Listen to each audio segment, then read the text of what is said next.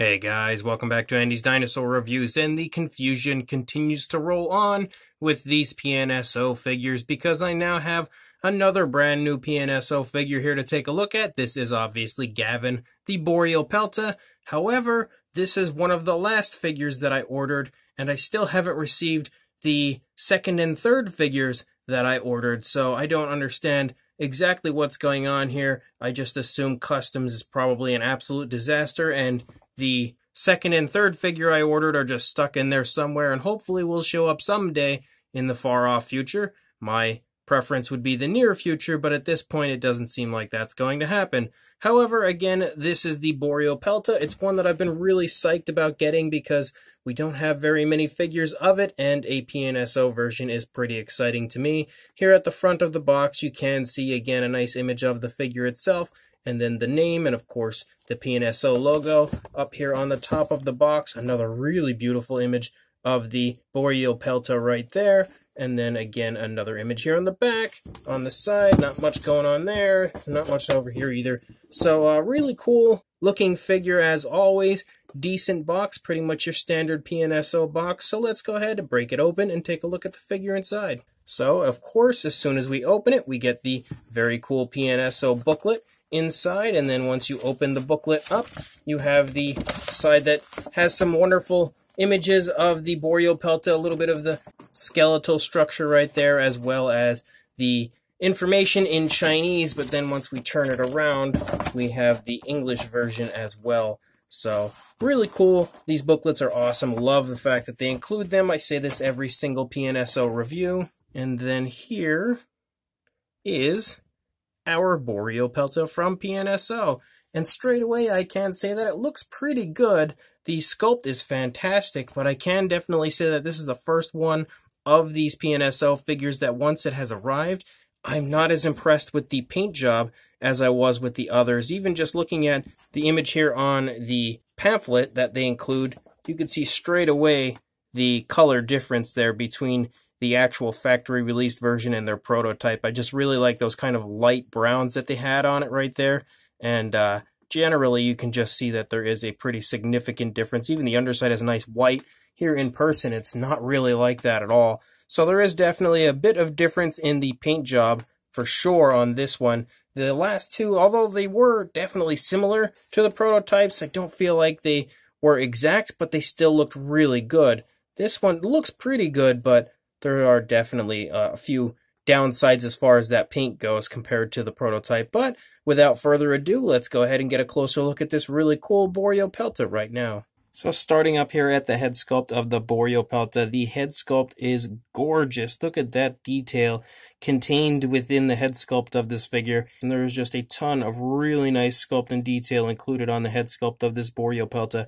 And you can see that overall it is gorgeous. Really beautiful scale detail all over the head sculpt. You have a really nice amount of detail around the eye. The eye is painted quite beautifully. You have the nostrils sculpted out up here at the tip of the snout. The mouth also looks really good. Even some really nice skin detail here on the underside of the throat. And although it doesn't quite look like it did in the prototype, actually looking at it nice and close right here, I really do quite like it. Very nice smooth transitions from the lighter colors as we move up, and they darken the further up you get, and then you have that nice darker red up here on the top of the head.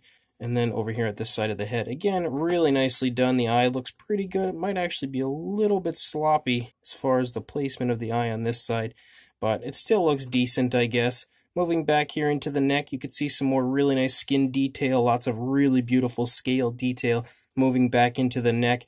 As we move into the front leg here, you have lots of nice kind of osteoderms and scoots all over the dinosaur that look really good. And you can see there is a nice dark wash included down here on the lower half of the dinosaur. Nice creasing here in the elbow area. You can sort of see an elbow, but not really too much. But I love that dark wash that they've included. It brings the detail out beautifully. And you can see it transition to a darker coloration down here on the foot.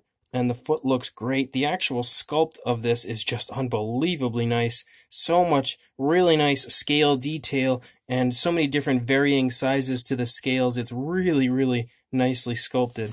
And you can see the nails are painted with a grayish coloration right there. Coming back into the stomach region, again, more really nice scale detail. You can see just kind of generally like movement throughout the stomach region of the dinosaur, like bends and folds in the skin, which looks really cool. It's nice and very realistic looking. Again, that dark wash brings the scale detail out in beautiful fashion. Coming back into the thigh area, nice big muscular looking thigh. Coming down into the foot, again, really nicely done overall. And that dark wash has brought all the detail out in perfect fashion. And then coming back here into the tail as well looks really, really good. The scale detail continues to look fantastic and gets really nice and fine. The closer you get to the tip of the tail, the entire underside sports an incredibly nice sculpt as well. As far as detail goes, that looks beautiful. And then looking at this side, again, really nicely done. You can see some nice creasing going on in the neck detail. In the neck of the dinosaur, really beautiful scale detail. Coming back into the front leg, there's a good bit less of a crease going on here as this leg's higher up a little bit. This one's kind of taking a step, so it's a little more bent. You could definitely see a pretty significant difference between the two right there, but it looks really good. Again, really nice foot sculpt here on the front leg. Coming back into the body, you can see kind of the skin bunching up right there due to that leg pushing into the body a little bit. More really nice scale details. We continue to move along the entire stomach region and some pretty decent color variation. There is a little bit of like darker or lighter coloration going on here. And again, that dark wash kind of gives you the illusion of a few different darker tones and everything. Just makes it look a good bit more realistic, gives it some depth to the paint job. And you can see coming back into the thigh. Again, very nicely done. Very nice and muscular looking thigh. You have some more creasing going on here in the knee area. And then a very nice big bulging calf muscle right there. Coming down into the foot sculpt. The foot sculpt looks pretty good. Fairly decent looking nail paint, but it's a little sloppy, I think, on both of the feet actually here on the back. And then moving back up into the tail, again, it looks really, really good. And then looking up here at the top of the dinosaur, the actual spikes and everything appear to be painted pretty nicely. And you can see a few different tones of color included. And I do like that they darken at the tips of at least these two here and these two. It looks really cool the way they've done that, and I do like that they've given it some paint variation. You can see the scale detail here on the back also looks really good, and the entire back of the dinosaur as far as the armor looks fantastic sculpt wise. Again, I feel like the dark wash would have really helped out up here as well. It would have definitely improved the overall appearance, but it still looks pretty good, and you can see some alternate color variation here as you have like a raw sienna type of a brown, like a orangish brown that does start to show up. So you have a little bit of variation of color up here on the back of the Borealopelta. As we lead out here into the tail and the scale detail starts to get really fine, again, it looks great. All of these spikes that run along the dinosaur are all really nicely painted for the most part as far as I can tell. And overall, it is just an absolutely gorgeous interpretation of a Borealopelta. And with so few Borealopelta figures out there, I am super psyched to have a PNSO version. As far as a size goes, on the Borealopelta, for a length, you were looking at about 6 3/4 inches or around 17 centimeters. And then for a height, the highest point would be the back, and it's about 2.5 inches or about 6.5 centimeters, somewhere in that range. For a size comparison, there is Mr. Papo T-Rex, the Attack Pack Colovosaurus, and Robert Muldoon next to our PNSO Borealopelta. And hopefully next to these figures, you'll have a good idea of the fact that this is not a very large figure. It's actually pretty small, but it's not really small. It's a pretty good size, I would say. It's like small closing in on a medium-sized figure, but hopefully next to these figures, you'll have a pretty good idea of the size. Unfortunately, a lot of people wanted me to have a comparison with the Collect A Borealopelta, and I tried very hard to find it in my storage area, but unfortunately, there are just thousands of figures in there, and I could not locate it. However, I did find these images on Facebook, and unfortunately I could not get the name of the person who had originally posted the images as they were just kind of floating around, so I have no idea who the originator is of the images, so I do apologize for not crediting them. But in these images, you have a pretty good idea of what the two look like in comparison to each other. Once I actually do find my Collect A version, I will be sure to take some comparison images to include on my Instagram account for you guys. So make sure you follow my Instagram to have an opportunity to view those images when I do officially locate mine. But for now, hopefully these images will do. And otherwise, for another size comparison, here are the other 2020 PNSO releases, aside from the Microraptor that is.